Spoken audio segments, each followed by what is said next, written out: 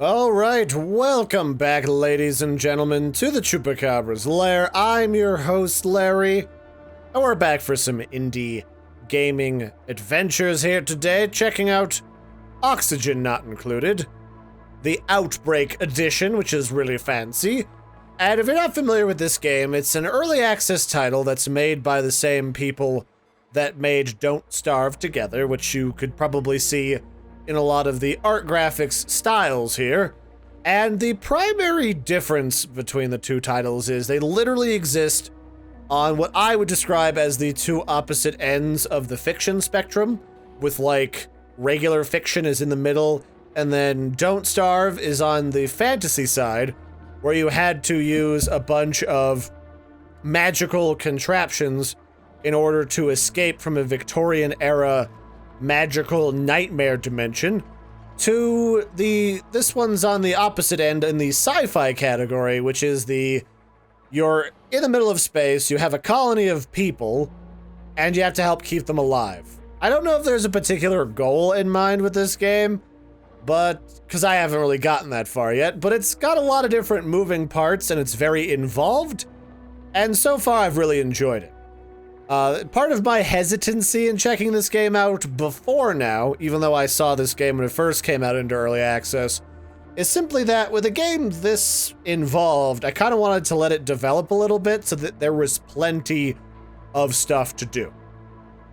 So the way that this works is we're just going to start a new game, and we have to select from some randomly generated clones our starting colonists or crew members, however you want to think about a group of people trying to survive in space, and figuring out what attributes you want and what attributes might become a negative problem for your colony. So basically, these things are split up into a couple different categories. Like Joshua here, he's pretty smart, he's pretty strong, he's a quick learner, which means he's, good at doing things like research and figuring out new things like skills, but he also farts a lot. And farting releases carbon dioxide, which is toxic to our characters. And like Don't Starve's primary premise was to not starve, in Oxygen Not Included, our primary goal is to not suffocate of lack of oxygen. It's kind of like when you say the name of a movie in the movie. Now, the things that I'm mostly concerned with, honestly, is what are their decor expectations? How well decorated and relaxing does our colony need to be? And what happens if they get stressed?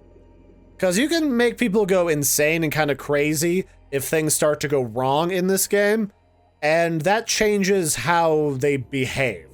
Some people destroy things, some people throw up everywhere, some people shit their pants. But what I don't want is I don't want people that break things. So I definitely can't have Nails in the group because she requires a lot of decor. But the one thing I do want to see is people being completely fine with awful food, because to begin with in our colony, our meals are going to be awful. So let's see here. Okay, here we go. We got a decor expectation of -10. We have Ellie here, who is uncultured. She's a bit squeamish, so she can't help with medical things because she doesn't like the sight of blood. But she's good at digging, and she's good at learning new skills. Travaldo here, he's good with medicine, immunity, athletics, learning. His problem is he vomits. Oh wait, this lady's destructive. Well, one destructive person isn't that bad, that's fine. We got Joshua, Ellie, and Travaldo. This should be a pretty good combination. I feel like we've run the gamut for different skill sets here. And it's good to have a bunch of people that do all sorts of different stuff. In fact, no, that's fine. We'll just go with it. We'll call our little colony the Satellite of Love. Just because I've recently been rewatching some episodes of the new Mystery Science Theater. And here we are, thrown into our new colony. And it says, alert! Your crew have awoken inside of a strange and distant asteroid. Oddly, they can't recall how they got here. And they'll need to survive to find those answers. So that's basically how you start in this game. You get spit out of what looks like a bootleg Stargate, but this is actually a clone printing pod that makes clones for us. And every 2.5 days, we get a new member of our crew, and we have to survive in this massive subterranean world filled with various threats, components, and things that will either help or harm us in our endeavors. And what we're trying to do here is we're trying to manage this swirling blue junk right here that we lovingly on Earth call oxygen.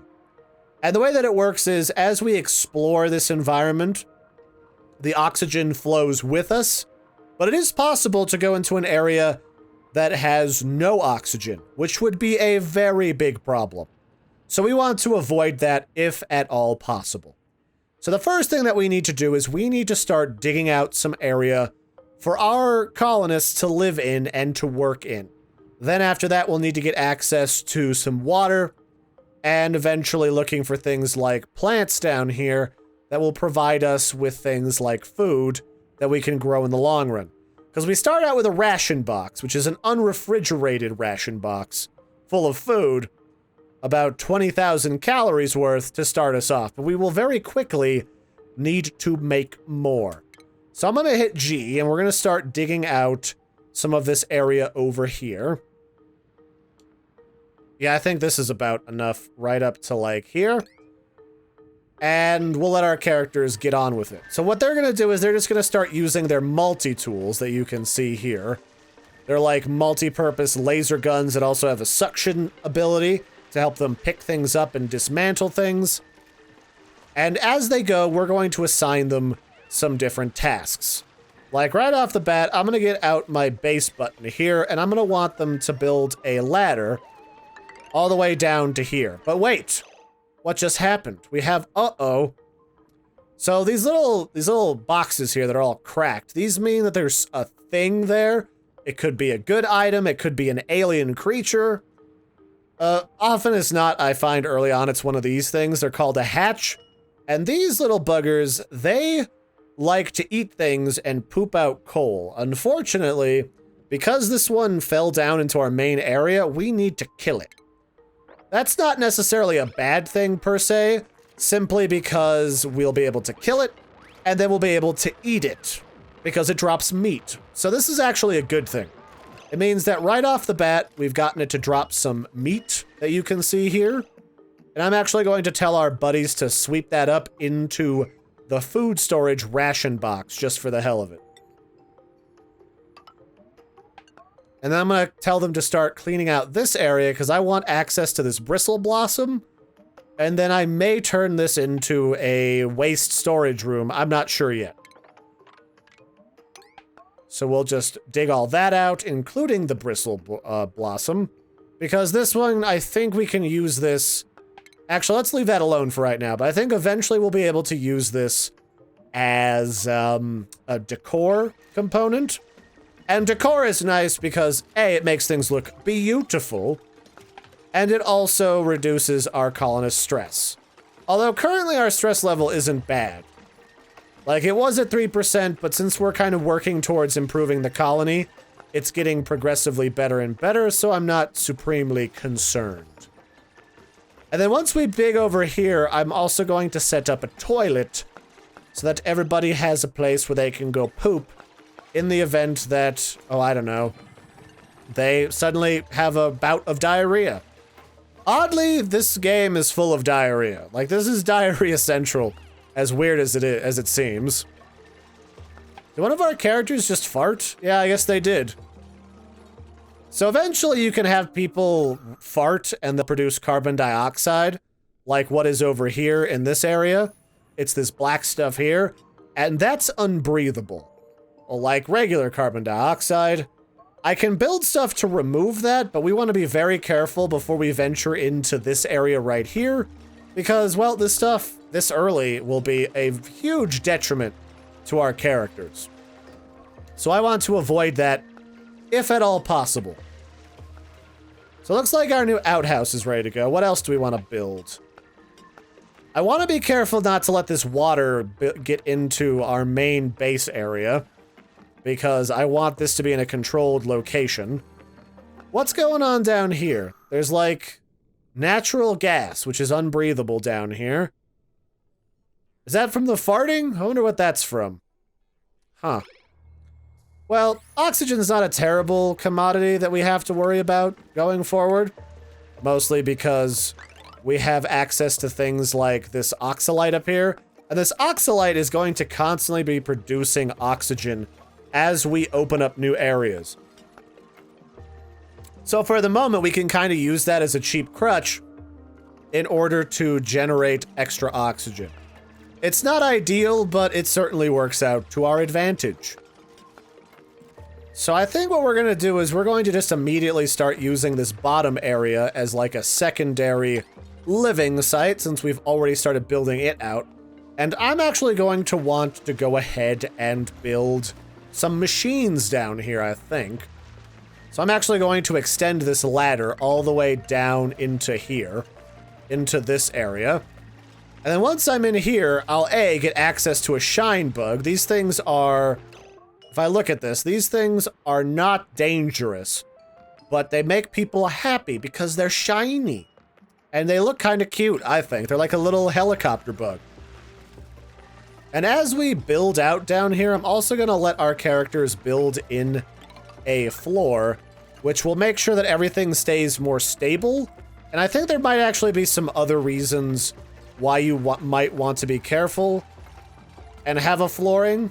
I think it's just more stable for like machines, because I think stuff gets heavy enough in this game where it actually might pose a danger to our characters. And then as they're building stuff down here, I will have them put in, oh, let's put not a outhouse, but a liquid bottler down here. And this will suck up the water down here and allow our characters to bottle it for transport and use it in things like a hand washing station. And then just for shits and giggles, let's make sure that we have a proper amount of sanitation so that as people walk past this wash basin, they wash their hands so that they don't get all grimy when they go and use the toilet. That seems like a pretty good idea to me.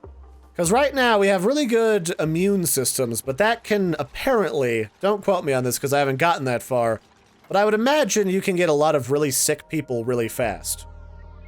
Oh, and now it's nighttime, so they're all going to pass out. Which isn't necessarily a bad thing. But what I do want to do for like tomorrow is underneath of, what is it, utility? No. Somewhere in here was beds. So here, it's under furniture. We can build 3 beds for our characters so that they will sleep nice and comfortable every night. We'll put them back in this little nook over here where I think our characters will be nice and comfortable. And, oh, this little hatch over here just burrowed down into the ground. Interesting. I didn't know they did that.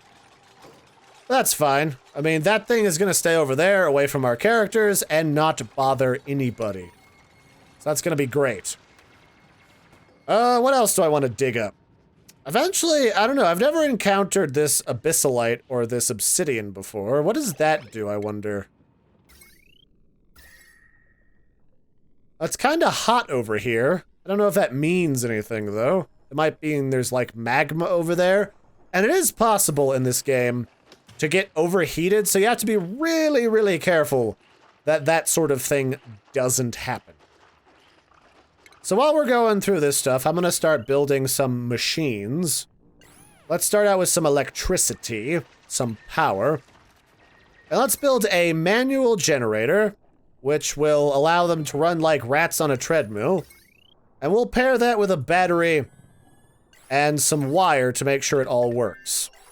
And this will allow us to fuel things like a microbe musher. This thing is basically a food maker, and it'll allow us to create some mush bars, which will cause the worst diarrhea of your life. But that's fine. I mean, every colony has to start eating something, and it might as well be that, right?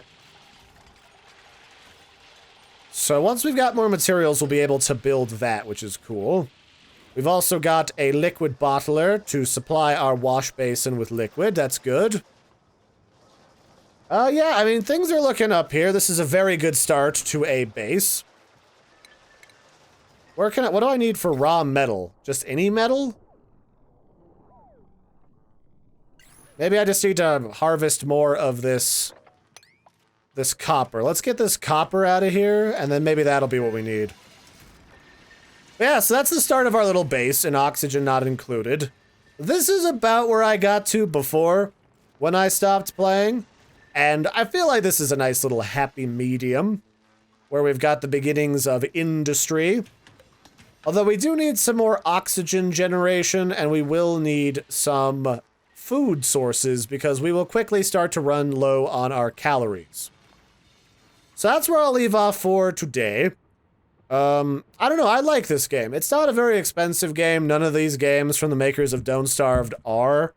While they're in development, I would thoroughly recommend it. It's not really multiplayer, like Don't Starve eventually became, but I'm sure it'll expand into all other sorts of genre of computers. Like, I'm sure it'll be on Mac eventually, and it'll be on maybe console and everything, because they're very inclusive when they develop these things. That's it for this one, ladies and gentlemen. I've been your host, Larry. Don't forget to like and subscribe, and I'll catch you next time. Bye, everybody.